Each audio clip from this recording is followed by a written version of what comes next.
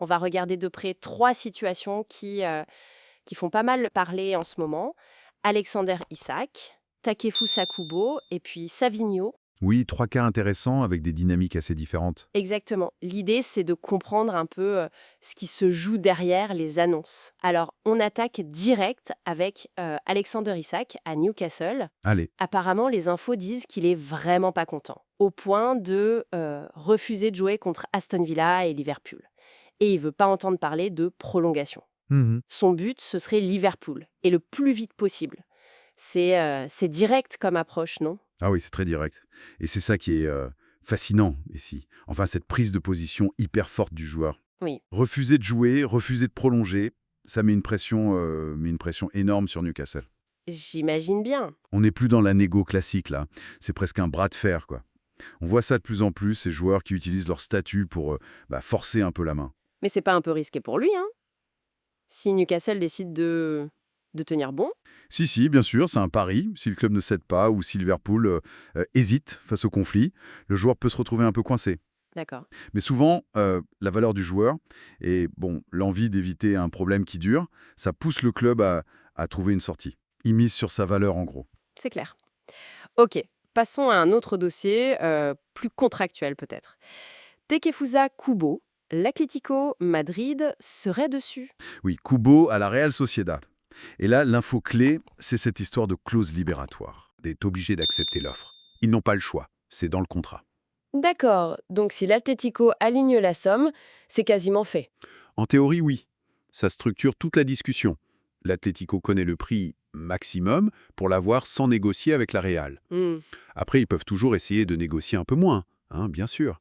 Mais la clause, ça donne un prix de référence très clair. C'est courant en Espagne, ça. Ça change tout par rapport à une négociation où il n'y a pas de clause. Exactement. Et puisqu'on parle de gros chiffres, Manchester City et Savigno.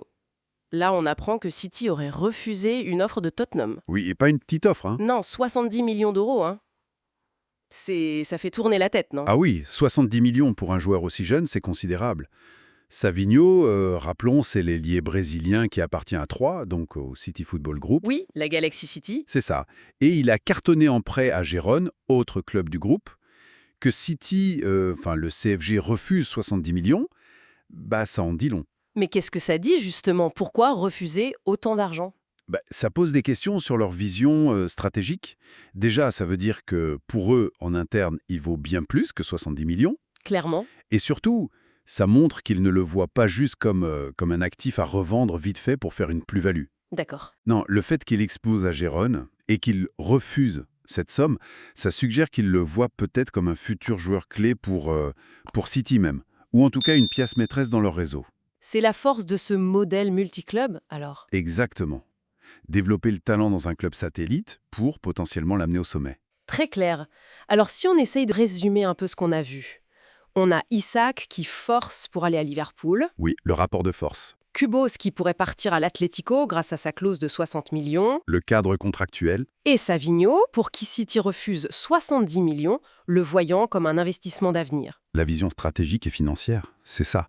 Ces 3 exemples, ils montrent bien les tensions du mercato actuel, je trouve. Oui, c'est frappant. D'un côté, tu as la volonté du joueur qui s'affirme, parfois jusqu'au conflit.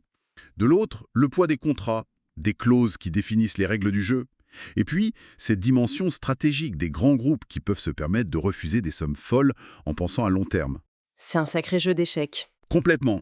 Et ça amène peut-être une dernière question pour réfléchir un peu. Comment est-ce que tout ça, l'ambition du joueur, les termes de son contrat et puis la vision du club, comment tout ça interagit pour redessiner sans cesse ce paysage des transferts qui devient de plus en plus complexe, non ?